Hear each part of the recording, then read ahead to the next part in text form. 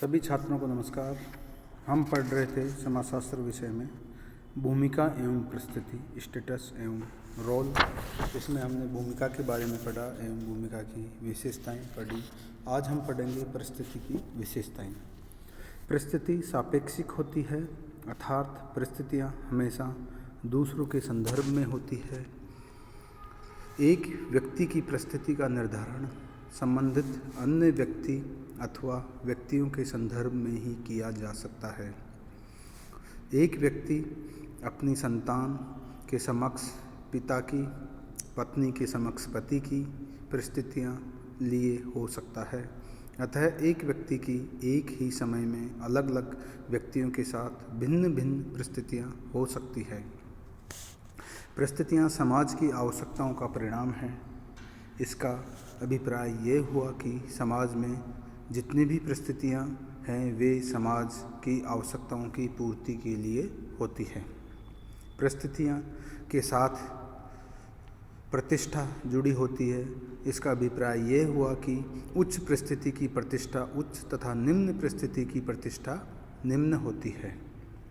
लेकिन हर अर्थ में कोई परिस्थिति बिना प्रतिष्ठा के नहीं होती है। प्रतिष्ठा को परिस्थिति से अलग करके नहीं देखा जा सकता। परिस्थिति को भूमिका से अलग नहीं किया जा सकता, अर्थात किसी भी परिस्थिति की कल्पना भूमिका के बिना नहीं की जा सकती। ये दोनों सिक्के के दो पहलुओं की तरह है।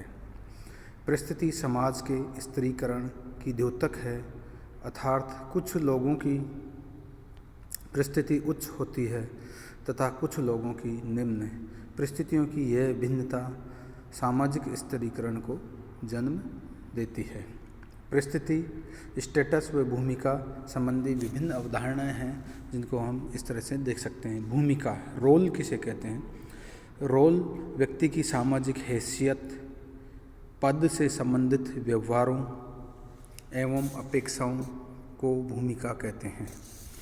व्यक्ति का व्यवहार उसकी व्यक्तिगत विशेषताओं की अपेक्षा उसे समाज में प्राप्त हैसियत पद के अनुसार निर्धारित होता है।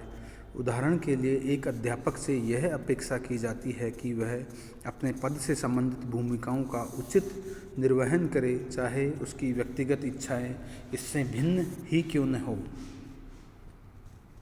समाजशास्त्री भूमिकाओं की व्याख्या ऐसी इकाइयों के रूप में करते हैं जिनमें से सामाजिक संस्थाओं का उद्भव हुआ है या जिनमें से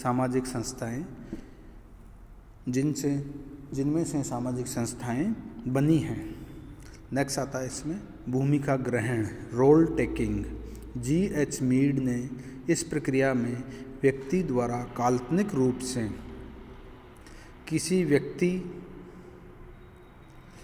अन्य व्यक्ति की भूमिका को ग्रहण कर निभाया जाता है, जैसे बच्चे द्वारा माता पिता की भूमिका की नकल करना या एक छोटी बच्ची द्वारा टीचर की भूमिका की या अध्यापक की भूमिका की नकल करना भूमिका ग्रहण है या रोल टेकिंग है। नेक्स्ट आता है भूमिका बनाना, यानी कि रोल मेकिंग। व्यक्ति जब व्यवहार अंतः क्रिया के क्रम में किस प्रकार बनता है एवं बदलता है, यह ही भूमिका बनाना कहलाता है। यानी कि व्यक्ति का व्यवहार अंतः क्रिया के क्रम में किस प्रकार बनता है और एवं बदलता है, यह क्या है? भूमिका बनाना कहलाता है। अब नेक्स्ट आता है भूमिका दूरी। भूमिका जो रोल डिस्टेंस है, यह अवधारणा किसने दी है?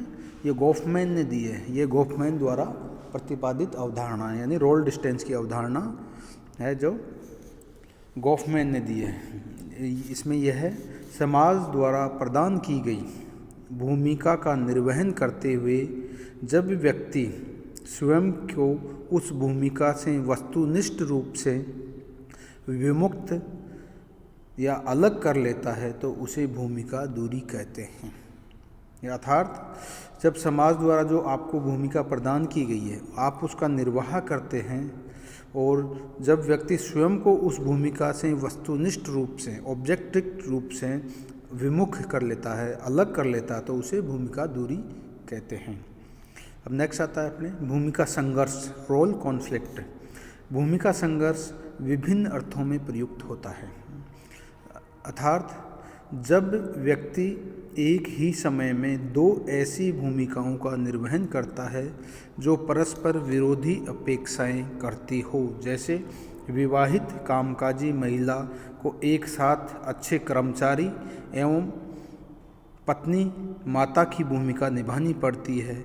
ये भूमिकाएं परस्पर विरोधी अपेक्षाएं करती है। और आगे है इसमें, जब कोई व्यक्ति अपनी भूमिका की व्याख्या अपने तरीके से करता है एवं अन्य उसी भूमिका की अलग तरह से व्याख्या करते हैं तो वो क्या होती है, भूमिका संघर्ष होता है। उदाहरण के रूप में हम इस प्रकार से देख सकते हैं, जब किसी अध्यापिका द्वारा अपने व्यवहार को अपने व्यवसाय के अनुरूप ढाल लिया जाता है तो उसके माता पिता को इस पर आपत्ति होती है, तो ये भूमिका संघर्ष हो गया। इसी प्रकार से हम देखते हैं कि जब अन्य भूमिकाएं केंद्रीय भूमिका में असंगत अपेक्षाएं रखती है, जैसे उदाहरण स्वरूप मैनेजर और मजदूर सुपरवाइज़र से भिन्न भिन्न व असंगत अपेक्षाएं रखते हैं, यानी मैनेजर का मजदूर से अलग अपेक्षा होगी और सुपरवाइज़र से अलग अपेक्षाएं होगी, तो ये भी एक भूमिका संघर्ष हो जाता है। प्लेइंग एट रोल, इसमें व्यक्ति किसी अन्य पात्र की भूमिका का अभिनय करता है। सिक रोल यानी रुग्ण भूमिका क्या होती है, पार्सन्स एवं एंडरसन ने बताया है कि समाजशास्त्रीय परिप्रेक्ष्य में रुग्ण भूमिका एक प्रकार का सामाजिक विचलन है या सामाजिक विचलन का एक प्रकार है। यानी कि सिक रोल क्या है, सामाजिक विचलन है या सामाजिक विचलन का एक प्रकार है, जिसमें व्यक्ति एक विशिष्ट प्रकार की भूमिका निभाता है। नेक्स्ट आते हैं दाम्पत्य की भूमिका। ये ऐसी भूमिकाएं जो पूरी तरह से पति तथा पत्नी द्वारा पारिवारिक जीवन में निभाई जाती है, वे दाम्पत्य की भूमिकाएं कहलाती है। भूमिका प्रत्याशा, नेक्स्ट क्या आता है, भूमिका प्रत्याशा यानी रोल एक्सेप्टेंशन। मर्टन ने बताया है कि जब समाज द्वारा व्यक्ति से उसकी परिस्थिति पद से संबंधित भूमिका के निर्वाह की अपेक्षा की जाती है तो उसे भूमिका प्रत्याशा कह जाते हैं। जो समाज द्वारा उसको पद प्रदान किया गया है, उसने जो पद जिस पद पे बैठा हुआ है उसके अनुसार जो भूमिका निर्वहन की अपेक्षा की जाती है वही क्या है, भूमिका प्रत्याशा है। नेक्स्ट आता है भूमिका असफल यानी असफल भूमिका, रोल फेलियर। जब कोई व्यक्ति अपनी परिस्थिति के अनुसार भूमिका निर्वहन में असफल रहता है तो उसे असफल भूमिका कहा जाता है। उसी प्रकार से आगे आता है भूमिका वंचन, रोल डिस्पोजिशन। जब कोई व्यक्ति अपनी एक परिस्थिति को त्याग कर दूसरी परिस्थिति धारण करता है तो उसे अपनी पहली परिस्थिति से संबंधित भूमिकाएं भी त्यागनी पड़ती है, जिसे हम भूमिका वंचन कहते हैं। यानी भूमिका वंचन क्या है, जो आपको जो परिस्थिति धारण कर रखी है उसको त्याग कर आप किसी अन्य परिस्थिति को धारण करते हैं और उससे संबंधित जो भूमिकाएं हैं उनको भी आप त्याग करते हैं, तो वो क्या है, भूमिका वंचन है। भूमिका चिन्ह, बेंटन ने कहा है कि ऐसे चिन्ह जो किसी भूमिका को दर्शाते हैं, जैसे साड़ी महिलाओं की भूमिका का चिन्ह है, अंगूठी मंगनी का चिन्ह है, सिंदूर सुहागन का चिन्ह है, ये क्या है, भूमिका चिन्ह है।